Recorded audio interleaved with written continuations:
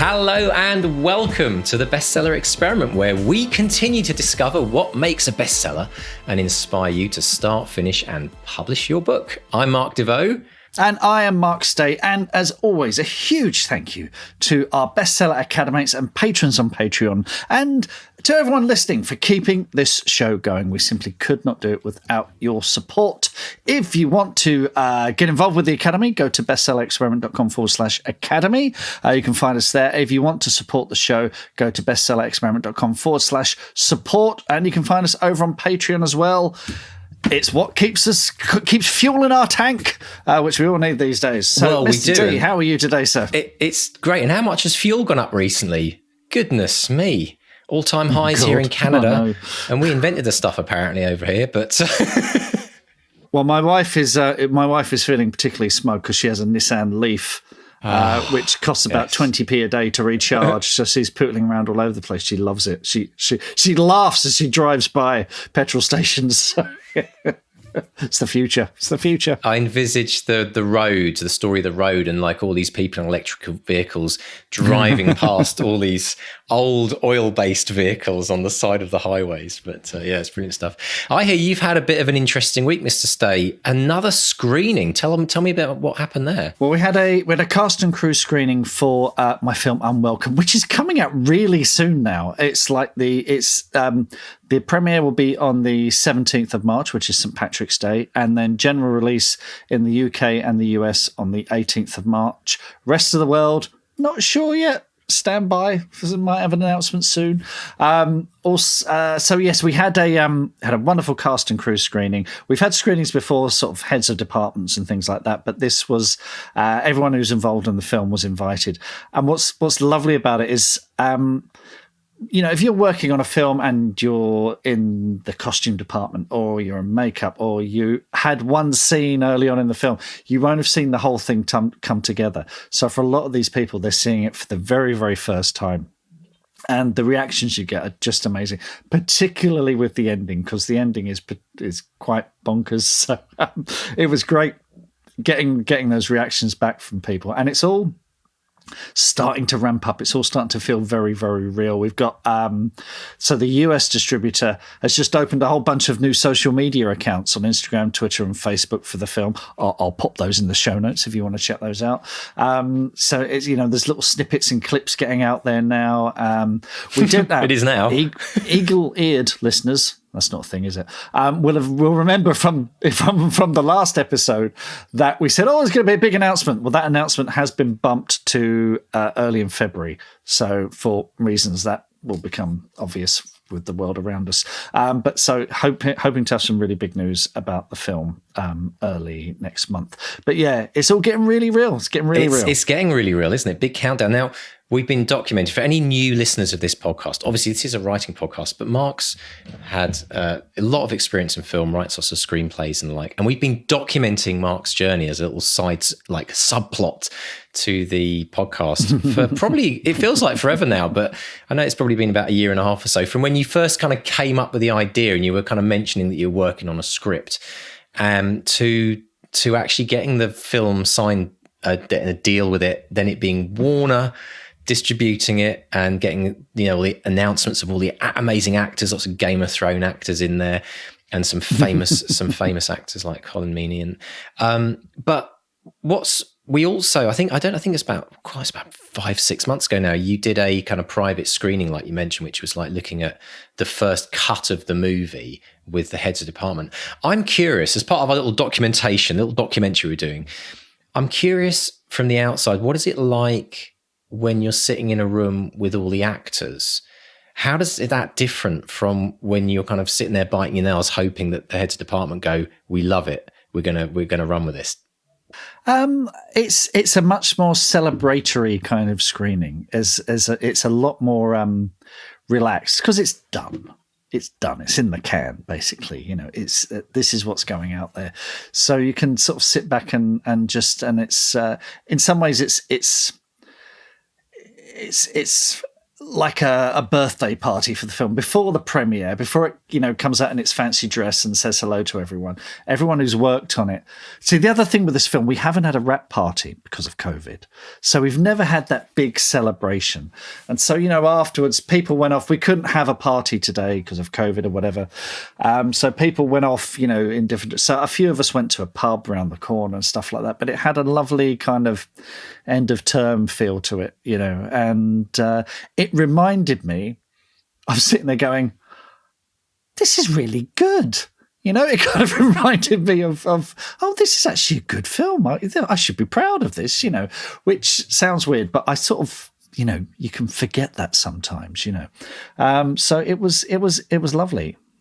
Yeah. Well, I think it must be such a surreal experience as someone having written it, because I was thinking to myself, when you're sitting watching the movie, you're a bit like watching the karaoke ABBA movies where you know the next line that's coming up. I mean, you probably know the script obviously better than anyone else. And it must be a very surreal, like, do you have those moments where, like, when you're sitting there and you've got all the actors around you, do you have a pinch me moment where you think, bloody hell, I actually wrote this and it's been created into this and I'm surrounded by all these people who actually have been a part of that? What's that feeling like? Because that must just be a very, very surreal experience.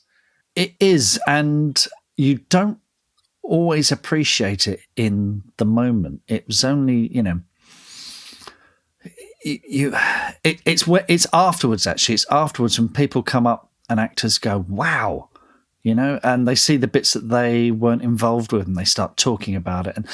And the thing is, you realize that what happens when you make a film is you make a little community of 200-300 people who are all pulling in the same direction, all doing the same thing, all, putting their all into it, giving their everything to create something extraordinary. I mean, there's the creatures in it.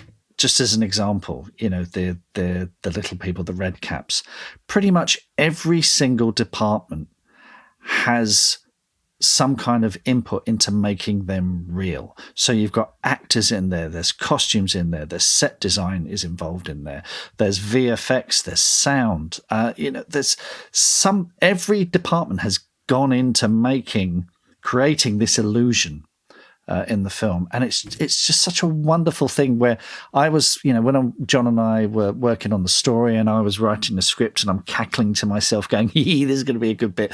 And their challenge is to make that a reality, and I'm always blown away by it. And just sitting in the room with the people who did that, who created wonderful costumes, or did the hair, or designed incredible sets, or did the mind-boggling visual effects, and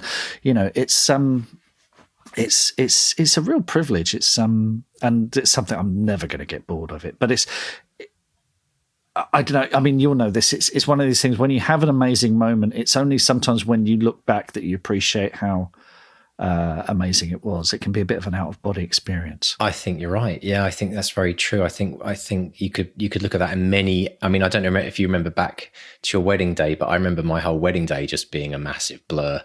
And it was only the next morning you wake up and think, hang on a minute, what's this on my finger?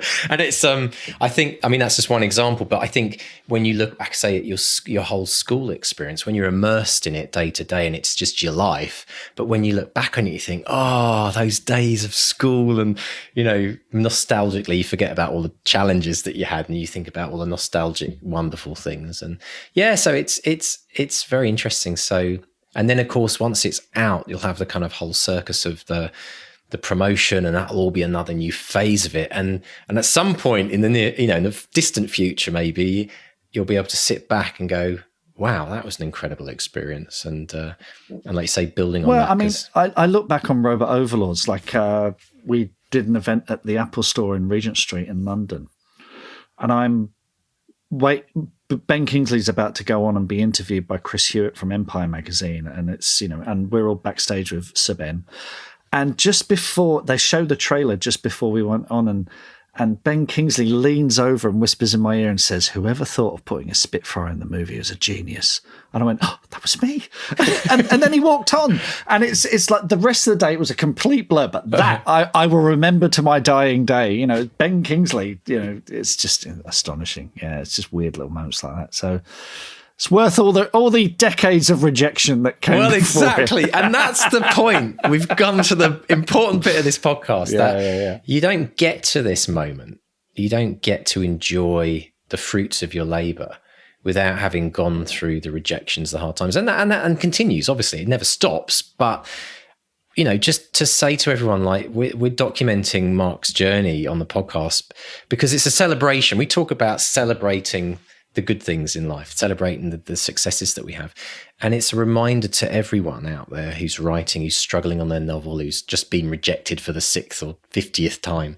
It's a reminder to say, it's just a point in time. A rejection is just a point in time, and it leads you to bigger and better things. And so never to be disheartened and don't ever give up, because as we've said in this podcast way too many times already, that's the only point of failure. The moment of failure is when you choose to stop writing, because and if you keep writing, there's always success waiting for you down the line. So keep it up, folks. Keep on going.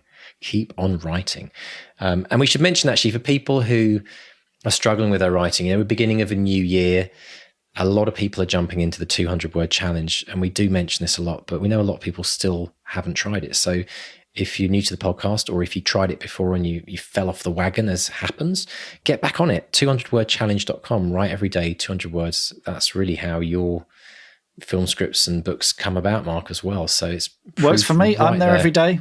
I'm there every day. Proof in the pudding. Yep. Brilliant stuff. We have a fascinating interview today, Mark. Tell us about the wonderful Laurie Ann Stevens. Yes, Laurie Ann Stevens is the author of Blue Running, which is a near-future thriller that follows the coming-of-age story of Bluebonnet Andrews, who goes on the run after accidentally killing her best friend with a gun that she's too young to know how to use, but in this imaginary near-future world, she's forced to carry by law. And the book delves into, brace yourselves, a few trigger warnings here, book delves into gun law, abortion, fundamentalism, big walls in Texas, all that light and fluffy stuff that, people love to talk about over dinner. And so we discuss with Laurie, writing about what you fear and how to cope with that, finding empathy when writing about those that we might find objectionable or difficult, problematic, and her bumpy road to publication. Wonderful. So brace yourself, folks. This is a really deep interview. So, it's fascinating. Enjoy. You'll get so much from this. Let's have a listen to Mark chatting to Laurie Ann Stevens. Laurie Ann Stevens, welcome to the Bestseller Experiment. How are you today? I'm great. Thank you so much for having me here. It's our absolute pleasure. And we're here primarily to talk about your new novel, Blue Running, which is absolutely fascinating. This is a book that 20 years ago might have been considered science fiction, sort of dystopian science fiction. But now, looking at the news, it seems, tell us about Blue Running and where the idea came from. So, yeah, I think you're totally right. It was science fiction-y. In fact, it was sort of fantasy in my mind, too, when I started writing it. Even a matter of a few years ago, I couldn't imagine that we are here where we are today. I mean, I guess I could imagine it, but I wouldn't think it was possible, really. But I did start writing it around the time Trump was on the campaign trail. And I started seeing people behave differently in Texas, because I'm from Texas. We started seeing more aggressive signs, hateful signs, hateful speech, and a real. It's like the extremists were invigorated by Trump's rhetoric. So I sat down and started writing this story, and really what came first was the Republic, like what would happen if Texas did secede, because people have been talking about that, fringe elements have talked about that for quite a while, but it really doesn't make the news. I thought, what would happen if we did secede, if we saw that the United States was much too liberal for what Texas traditionalists wanted. And And if that happened, then of course, the first thing I thought of was, that the infrastructure would crumble without the federal monies. And, the wall would be built and extended around Texas. Abortion obviously would be illegal, probably punishable by death. And as well as other crimes, LGBT people would not be tolerated. And it's sort of like the Christian version of Sharia law, just sort of like extremist, by the book laws. And of course, guns then would need to be mandatory because there wouldn't be enough police to protect the people, especially in rural areas. And in rural areas, people, guns are very common and often like needed to protect your property because there are no police around. But more so, not even to protect your property. It's really to shoot like rattlesnakes, copperheads. And then I just dropped this little girl into this society. And I thought, well, what happened? And, what does happen when girls are raised in this sort of environment? And I wanted to give them strength and hope and determination and see what would happen. So, yeah, that was the origin of the story. Tell us about this girl. Is it Bluebonnet or Bluebonnet? Bluebonnet Andrews? Tell us about it. So it's Bluebonnet. Bluebonnet. That's the state flower of Texas. Ah. It's a beautiful flower, and there's a really strong, widespread tradition. Every spring, families take their children to bluebonnet fields and take family pictures and post them on social media. And it's just really gorgeous. So she's named after the state flower. And she's very young when Texas secedes. So she's grown up with this for about 10 years. Her mother has left. She escaped with the last of the escapees once before the borders closed. I don't want to give anything away, but she's gone. And so she's just raised by her father, who is an alcoholic, suffering from depression, from being abandoned by his wife, and also from poverty that they are facing. And he is a deputy with big dreams to become a ranger, and that hasn't happened yet. So Bluebonnet really has to take care of her father. She has to play the adult role, but she's very much still a child. She's very innocent and naive, growing up in this really small town, which I thought was completely made up. It's called Blessing. And it wasn't until after I published the book that I found out that there was a district called Blessing. So it's not that Blessing. I've never been there. So Bluebonnet grows up and guns are normal for her. Everyone has to carry a gun. Well, it's normalized in the society, but she's never felt comfortable with guns. And that's me coming through. It's normalized in my society. I've held a gun, I've shot a gun, and I've never felt comfortable with guns, being around guns. And so sure enough, when she and her best friend are together cleaning guns, the gun goes off and she's accused of murder and has to go on the run because she doesn't trust her father or the system to believe her and save her from this fate. And the only thing she can think of is crossing the border. At first, she's not even sure where she's going. She's just running. And once she hooks up with this other girl who's on the run, they decide to go to the border. And that's the whole story. Wow. This sounds like every single one of your nightmares packed into 300 pages. Was it a cathartic process writing the book? Was it sort of getting your greatest fears onto the page? It was cathartic, but it was also really scary. Like as I was writing it, even after I wrote it, I'd write these scenes and, I'd feel jittery and excited that I had gotten something down on the page that I felt was visual and had good pacing, all of those writerly aspects. But also there was something fearful about the whole thing. And even now, as I write about it, as I'm doing interviews and things, I have this jittery feeling that's not comfortable because I'm always sort of thinking about how people will react It's and then of course the scenes themselves, as I'm writing them, a lot of them are based on real events. For instance, the original shooting, the accident with her best friend, I didn't realize it really until after I finished. In fact, well after I finished that scene, it was when I was talking to somebody about the book much later, that really this scene was based on an accident that happened to my little sister's boyfriend when she was 14. He was cleaning his rifle and his gun went off and he shot himself in the stomach and he died. And she had just spoken to him the evening before, and the principal ended up having to go to the house and break the news because it was a sort of small school, private school, and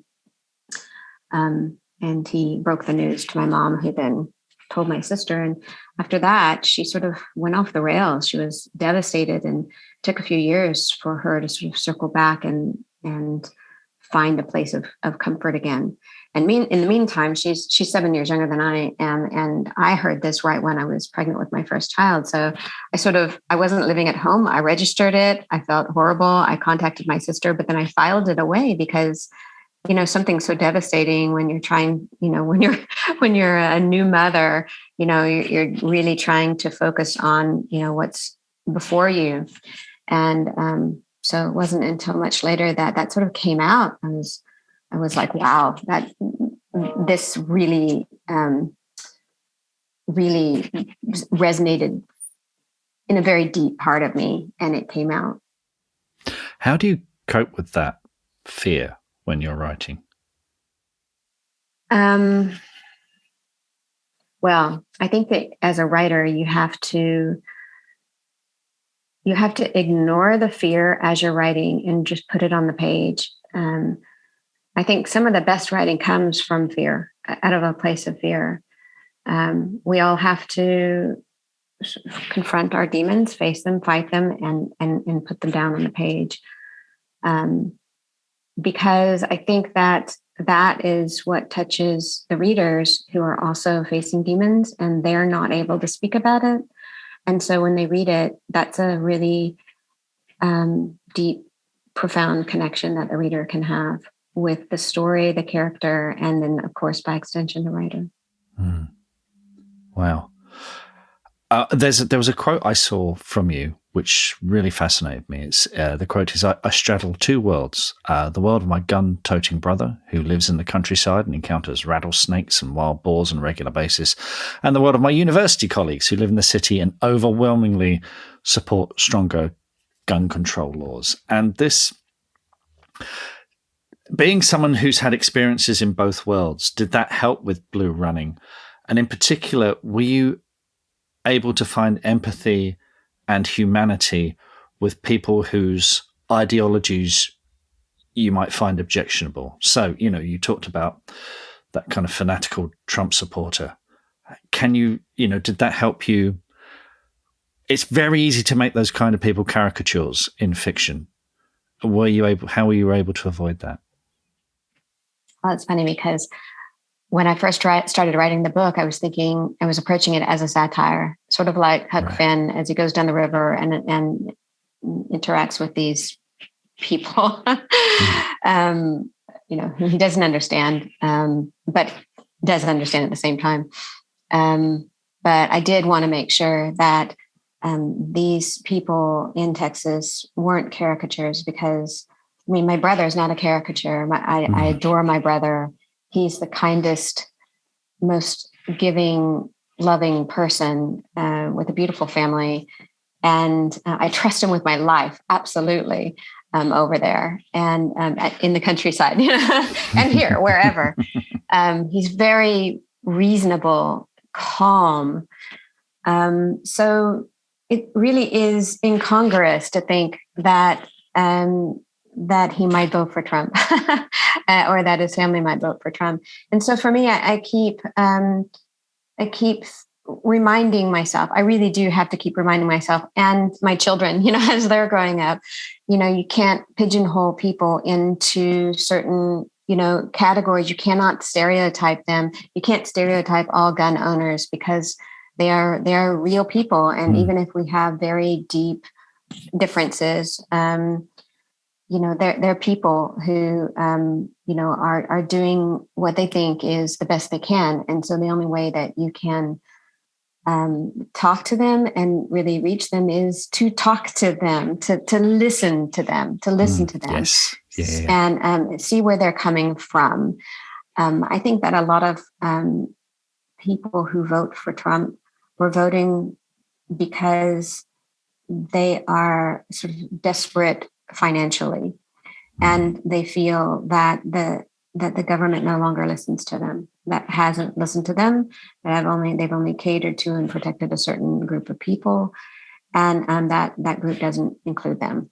So I think that because you have that sort of person who's voting for Trump, and then you have the fringe extremists. I think the problem is similar to just saying the Christian saying, "Oh, all Muslims are terrorists."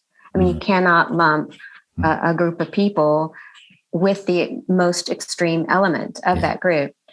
So that was important to me as I was writing the book, and I tried to include people in the people that Blue runs into and who care about her. I wanted to be sure that they weren't necessarily caricatures, that they came from a place of hurt, of dreams, of longings, and like true Texans want to just help each other and be nice to each other, but sometimes that doesn't happen. Well, Texas is the friendly state, isn't it? People hold doors open for motto. you. Yeah. Yeah, my husband's French, and he's lived here for a while, and he said, his French friends are like, "How can you live in Texas?"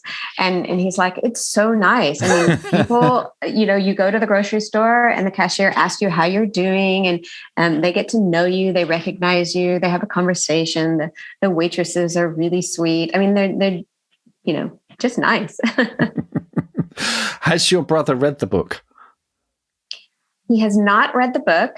I have sort of warned my family about it. First thing I said, I mean, they've read all of my books. They're very supportive.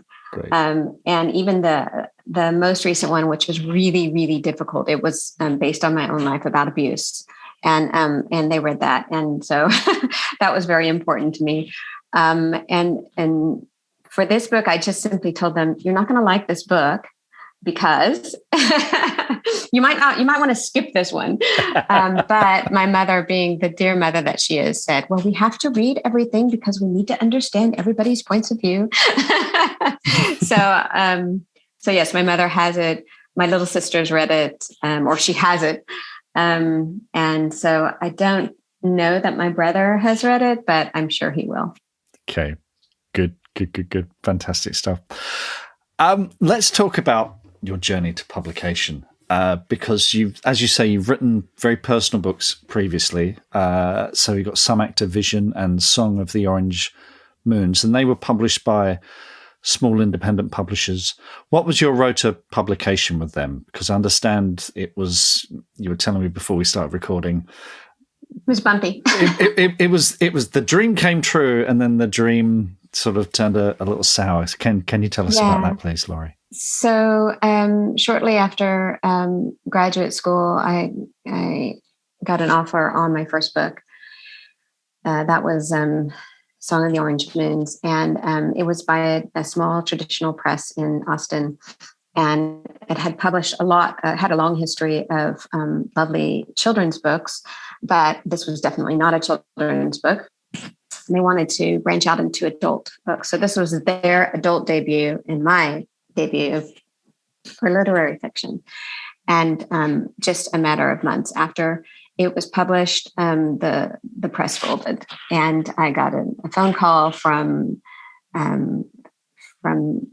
the owner, and she was explaining everything. And like that, my book was remaindered. I had the choice to buy all of them. So there was this warehouse of hardback books. And so it was just really heartbreaking because before it could get sort of off the ground, it folded. So after a while, after months or even years of sort of processing that, went ahead and I had the rights back. So I self-published that.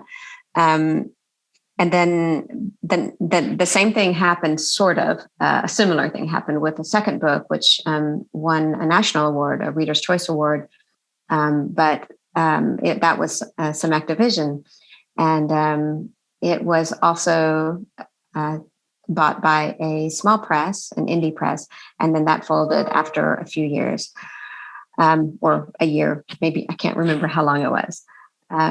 So now I have another book with a small press in California that has not folded. So she has broken the spell. Third time's a charm. Yeah, that's Nobly and the Spider Secret. And then, so now I have this wonderful press in the UK. So this is my sort of debut in the UK, and it's been phenomenal. I have never, ever experienced or heard of any other press that has invested so much energy into a book, and they were so excited about it, and just really made me feel loved and made me feel like Blue was loved. And so this is all very exciting. This is Moonflower Books, isn't it? Yes, Moonflower Books. Wonderful. And you came to the UK recently. What was that experience like? So it was, I thought it was going to be super difficult to get into the country because of COVID regulations, but I followed all of my steps, and I was able to enter very easily. And a lovely friend of mine, Andrea, hosted me there.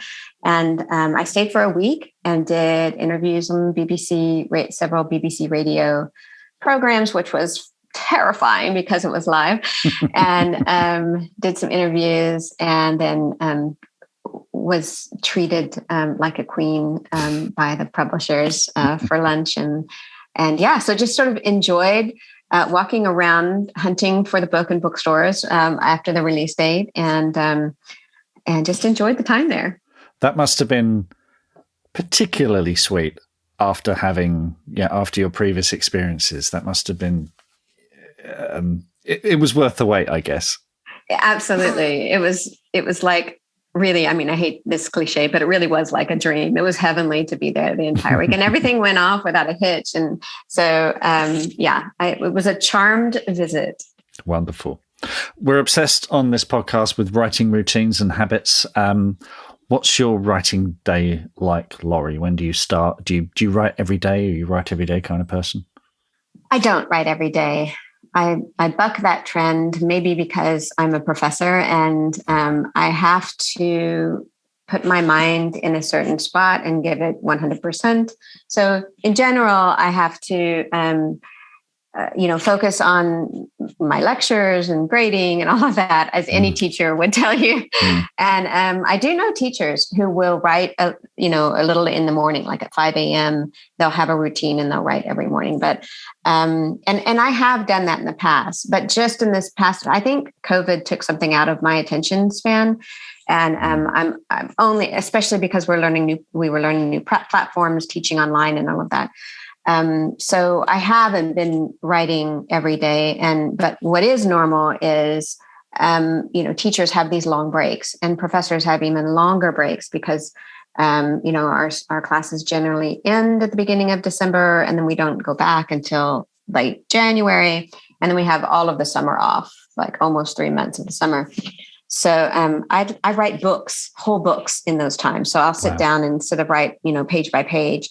In the summer, I tend to just write the whole book, or write half of the book and then finish it by the next year. Wow. Fantastic. There's something about being in the zone and being intense. And if you do it every day, once you're there, you can just start off, where you left off, rather than spend an hour backspacing and piddling around on the keyboard before you actually start writing. Is it difficult to get that momentum going after, you're doing, and again, we salute all teachers and professors and lecturers, particularly over the last 20 months, I'm amazed any of you can even function, frankly. But having had this intense period of teaching and lecturing and school and university or whatever, and then you sit down and suddenly you've got to write fiction, you'd have lost momentum in that time. Is it difficult to pick that momentum up, or are there ideas ticking away in the background during your teaching hours? I mean, there are definitely ideas ticking away, and I do jot down ideas in my notepad, in my phone, and other places. I'll like a whole story will come to me, and I'll jot it down, like summarize it, and then file it away in a folder of story ideas. But not really. I mean, when I sit down and I know, like my head is in that space, like this is my time. I don't have anything else to do. Let's do it. It's pretty easy to get into that mode. And, I just type until I'm on empty for the day, right. Which can be, I mean, sometimes I write up to 8 hours. So, and just sort of eat as I'm typing. And a lot of that, because I'm a self-editor, I will backspace a lot and rewrite sentences. I can spend, an hour on a couple of sentences, embarrassingly. But I mean, it works for me because when I'm done with the chapter, it really feels, it doesn't feel like a hot mess. It feels like it's something cohesive. Excellent. Excellent stuff.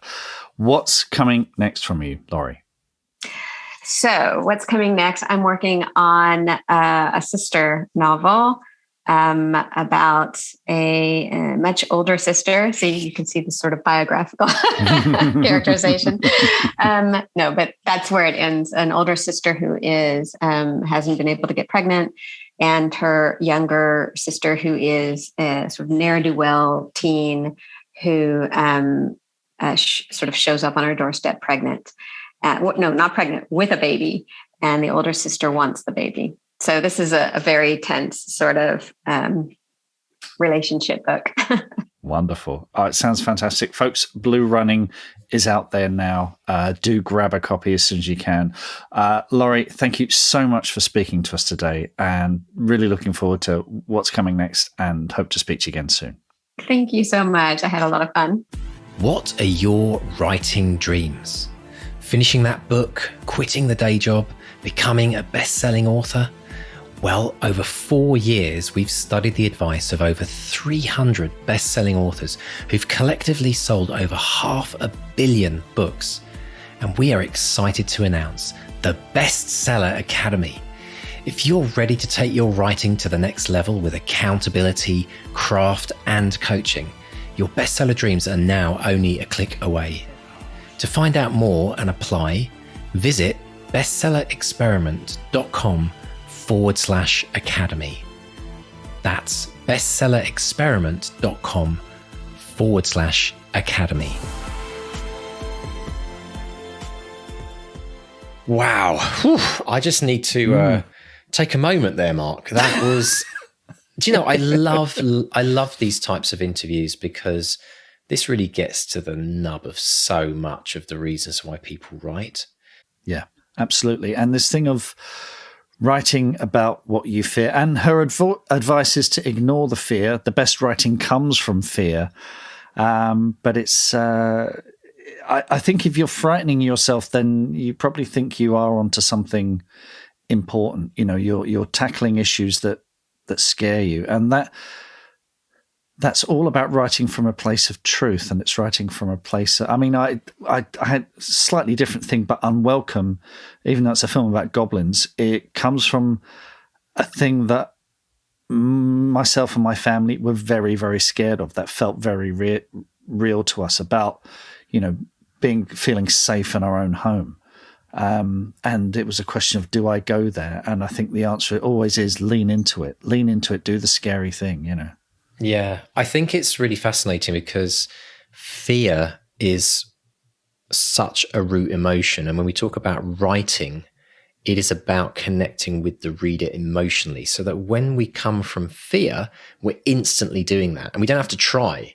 We don't have to imagine it. We feel it. We know it deep in our psyche. And the thing is, fear is a universal emotion as well as love is, and really kind of love and fear are kind of, I guess, the two opposites on that spectrum.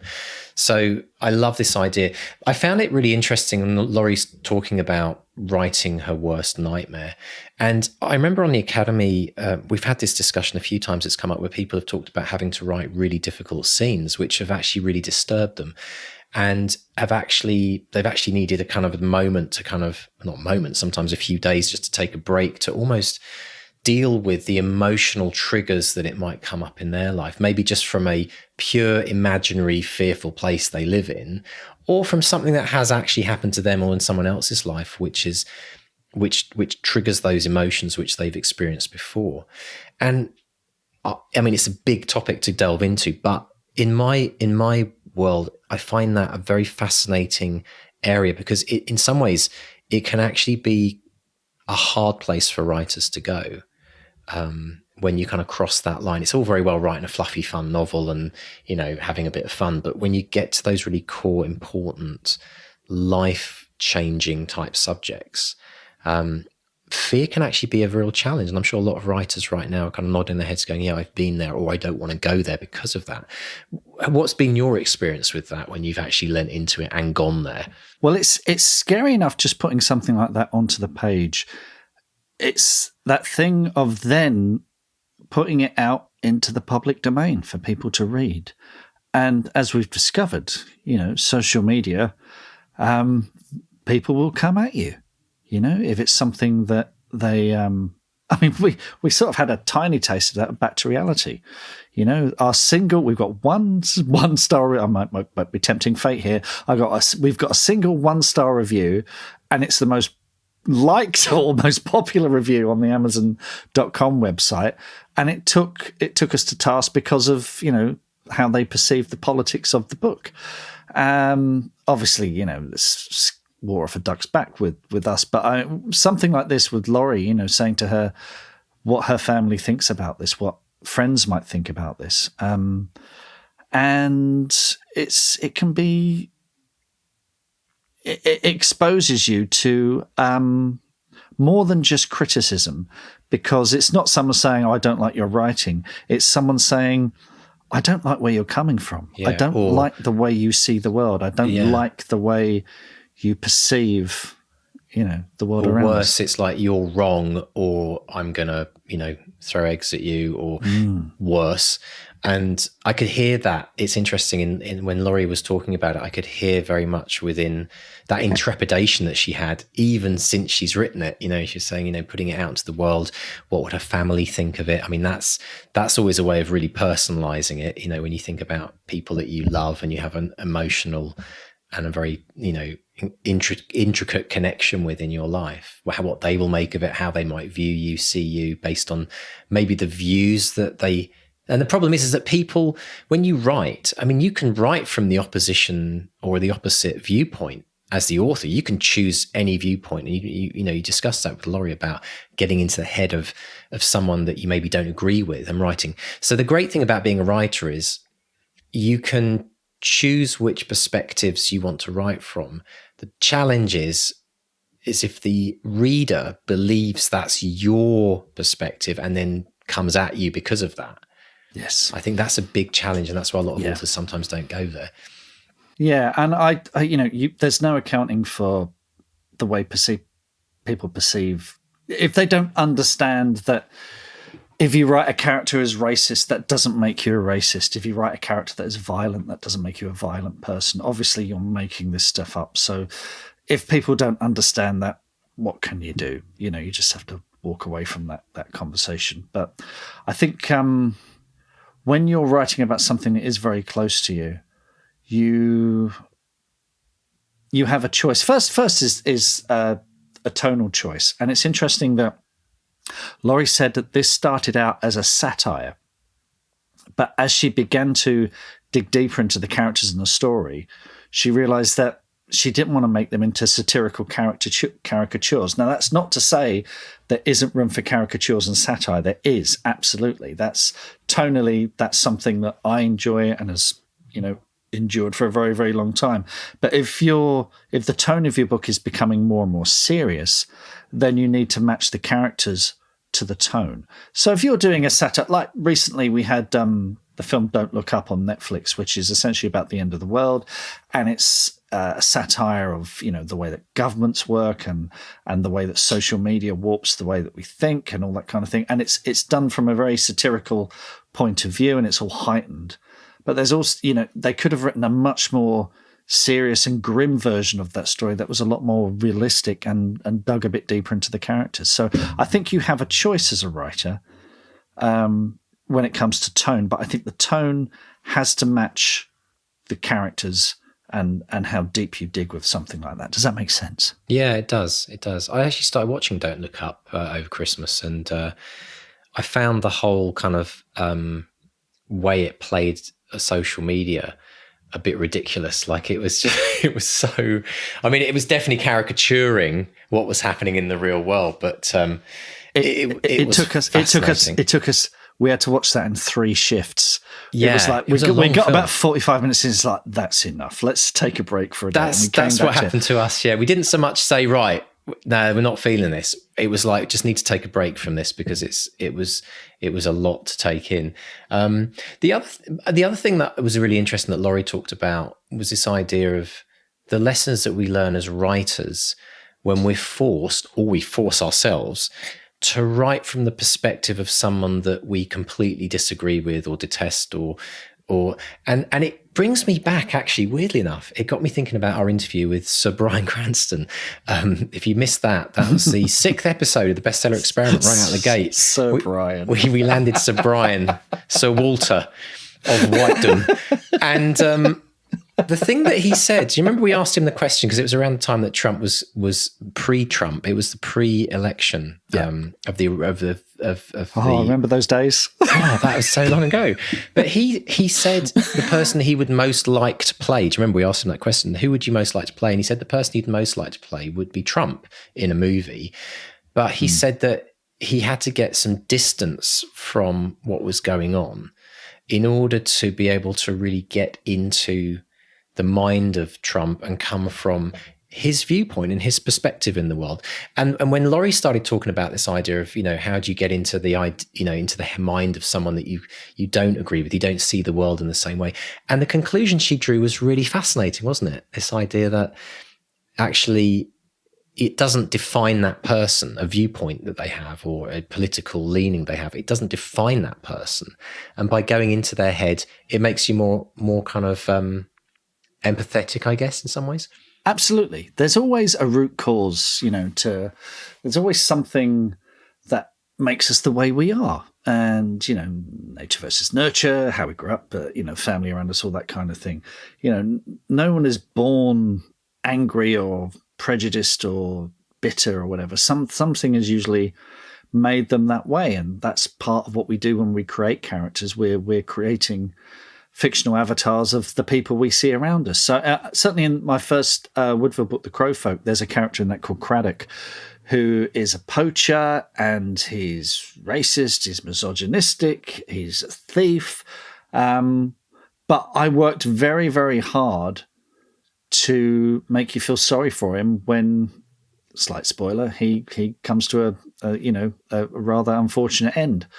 And there's a point in the book where Faye, the hero, she says, look, if we'd spoken to him, maybe we wouldn't have this problem. And that's my feeling about so much of the world around us. If we, like Laurie says, if you sit down and talk to Trump supporters in your family, or people who have any kind of extreme views, or people who you feel are acting in a kind of blinkered or prejudiced way, rather than condemn them, sit down and talk to them. Yeah, and then you might discover you always discover there's some kind of common ground where you can meet. And that's what I think you have to do as a writer, is you are putting yourself in the feet of someone that you might find problematic or difficult. But if you just, yes, if you're doing satire, you can make them a larger than life ogre, which is fun while it lasts. But I think if you want the writing to have some kind of heft, then you have to dig a little bit deeper.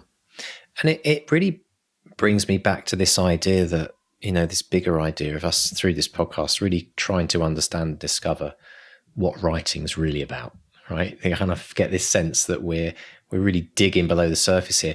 And I do think that writing as an exercise, it's not just about, there's so many benefits to it. But one of the really big benefits I'm realizing now is it really helps us become more compassionate, empathetic human beings through writing about people that we otherwise wouldn't necessarily research or even try to meet or try to understand.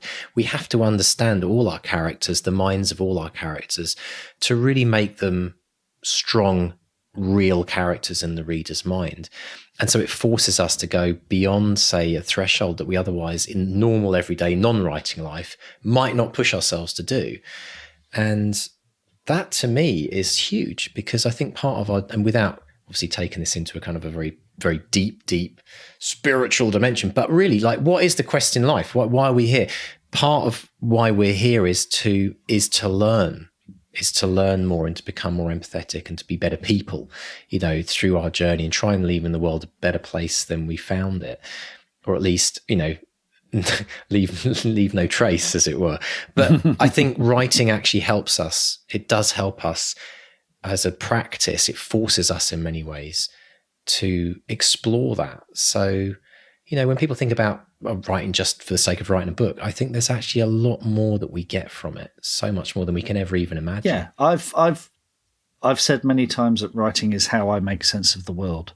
I'm bombarded by the news and social media and other people and things happening all around us. And I distill that into stories and characters and situations. And it's how I it's like a mental sift, you try and figure out and make sense of the mad world that we live in. Yeah. I hope one day, in about 75 years from now, when we're long gone, Mark, I hope somebody goes through our 5, 6, how many ever years of all these podcasts and pulls all these things out and puts them into some kind of compendium, because I think that we realize as we do this more and more that writing is a gateway into the world, which no other mechanism or route allows you to kind of see the wealth of that. There's nothing else out there that comes close, and in itself, it's, as a lifelong pursuit, I think it's so important to do. Are you saying that this podcast has basically solved the meaning of life, the universe, and everything? I think maybe in about 3 episodes, possibly. Okay. Watch this space. That's the spoiler, by the way, everyone. Yeah. End Subscribe. of January.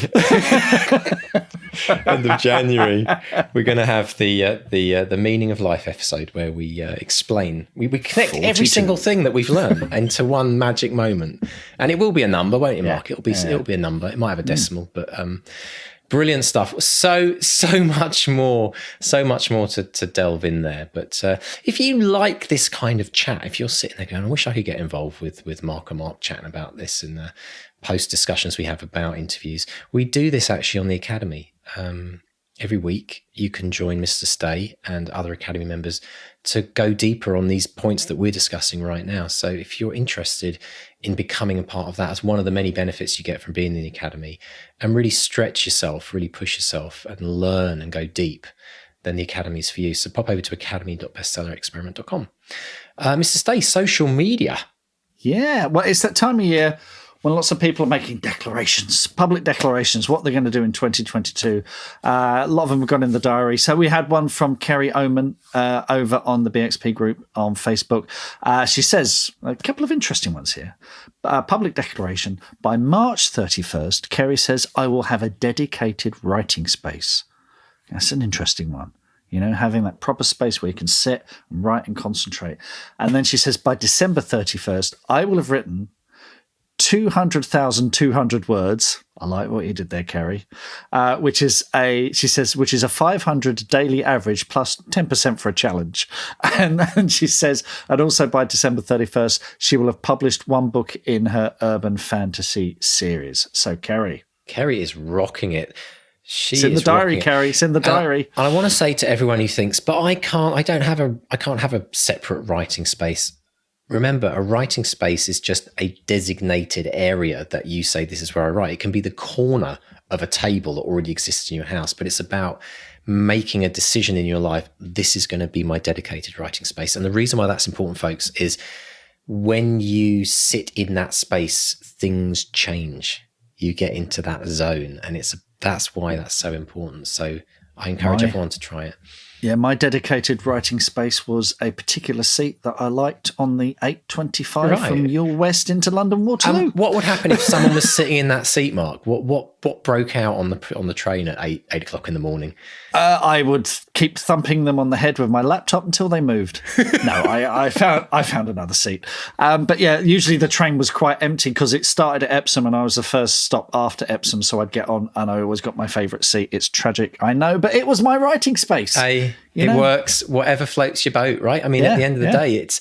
Do you know what, though? I'm doing a lot on routine this year, routines and habits, and the essential nature of them to help us in our lives. It's all part of the life library I've been talking about. But yeah, that routine worked for you. It's better to have something than to be living in chaos. And we are creatures of habit. Absolutely. Thrive on it. I think we are. So from Kerry's very specific declaration over on the Facebook group as well, we've got Joe Ruiz, who says, this is a bit more vague. Joe says, in 2022, I will do stuff, novel stuff, short story stuff, even some drawing and painting stuff, and I will finish stuff. Good luck, Joe. That's lovely and vague. I enjoyed that. But Joe will no doubt do that. I'll maybe put that in the diary. There isn't a date, but if you want to give me something more specific, I'll put it in there, Joe. So thank you for that. Thank you so much for that. Good luck. Over on the Academy, bit of good news from Deborah Lloyd. This is how the Academy works for people, folks. This is what, just one of the many things that people are getting at. Deborah says she's written a 10,000-word story called Medicine Bow, which she wrote last year. She's tried to restructure the story to begin at a later point in the saga, the point of no return, so to speak, and then fill in the history. But she found herself getting lost as she tried to write her way through the second edit. And she said, Mark D recommended putting the beats of the story on index cards. I finished doing that today and found myself peeking through the brick wall, liking what I saw and ready to jump back into the rewrite. See, this is what the Academy is. It's all of us exchanging, swapping advice. Deborah made a little breakthrough there and is onwards, upwards. That's what it's all about. It's a community where we help you make these things happen. Brilliant. Absolutely fantastic. And a wonderful bit of news from Chris Everhart over on the Academy as well. Chris says, yesterday, I accepted an offer to join the team at a fairly new publisher who is trying hard to work in the new creator economy and do it right. More details on the who and where later. What this means for my writing is I finally have someone to write for. I'd like to have deadlines and somehow to show my work to, just like when I was a little kid. So I'll be developing some new ideas in the YA, urban fantasy, horror categories, and I've committed to, drumroll, 6 books this year, possibly spanning 2 new series. And the publisher will also be republishing Chris's existing series, the Delphi trilogy. So there will be announcements coming soon. Chris, what an amazing bit of news. Absolutely phenomenal. When I read that in the Academy community, Mark, my heart absolutely leapt. You messaged me straight away, didn't you? Well, yeah, I did. It was phenomenal. So congratulations, Chris. And these are the kind of milestone moments that we live for on the podcast and the Academy, when people kind of, break through. But I love what Chris said about he's finally found someone to write for. Like that's probably what's missing from so many people's lives right now. It's like, who do you write for? Who do you write for? And he's now got a mission, and this idea of writing 6. I mean, Chris is already, knocking it out of the park. He's been working on his craft, and he deserves every success he's going to get and has had, but quite phenomenal that, he's connected this idea where he can now write for someone. He's on a mission. This is not about him just showing up and trying to scratch his head and work out what to write next. And this is where the momentum really, really kicks in. So Chris, we wish you all the best. 6 novels. I can't wait to hear how that goes. And I think, Mark, we might be inviting Chris on to do an Academy All-Stars special on the podcast. It does, doesn't it? Yeah. So watch this space if you want to find out more about what this creator economy is, because I'm fascinated in that area. That is a whole that is going to be such a massive part of our writing future, folks. So if you're not really very aware of this idea of the creator economy, then, tune into that episode when we do that with Chris, because I'm sure we'll all learn a lot from him as well. Well, indeed. So thank you, everyone, for getting in touch. If you want to drop us a line, you can find us at bestsellerexperiment.com. There's a contact tab there, or on social media, Twitter and Instagram, we are at bestsellerxp. On Facebook, we are Bestseller Experiment. And if you've enjoyed this episode and got any kind of glimmer of inspiration from it, do give us a rating, preferably a positive one, wherever you get your podcast from, because it helps make us more visible, helps us reach more and more writers, helps make more of these writing dreams come true. So, do that, Absolutely. please. Brilliant stuff. And if you don't know yet, we do have a YouTube channel. Come over and subscribe to the YouTube channel. You can see us in our little respective writing spaces, recording this each week. So do pop over, and thank you to JD and Dave, who make all the magic happen behind the scenes with that. And I will also say that if you are interested in finding out more about the Life Library that I'm building this year, you can pop over to 4000saturdays.com and sign up to get more news on that when it launches. 200wordchallenge.com if you want to start your writing habit for a lifetime. And of course, if you want to join us in the Academy, try it for 30 days. Pop along, academy.bestsellerexperiment.com. Mark, I can't wait to hear the rest of the news over the next, this is going to be a bonkers couple of weeks, isn't it? I can just feel it already. Exciting times, and I'm glad to be on this journey with you, and look forward to hearing more as to how the film Unwelcome launches in less than almost 2 months, or around 2 months. About 2 months. Yeah. 8 weeks. Oh my gosh, brilliant stuff. Excellent. So with that in mind, folks, stay tuned. Tune into us next week for the unraveling of all of these incredible things happening. And it's a goodbye from Mark 1. And a goodbye from Mark 2. Goodbye.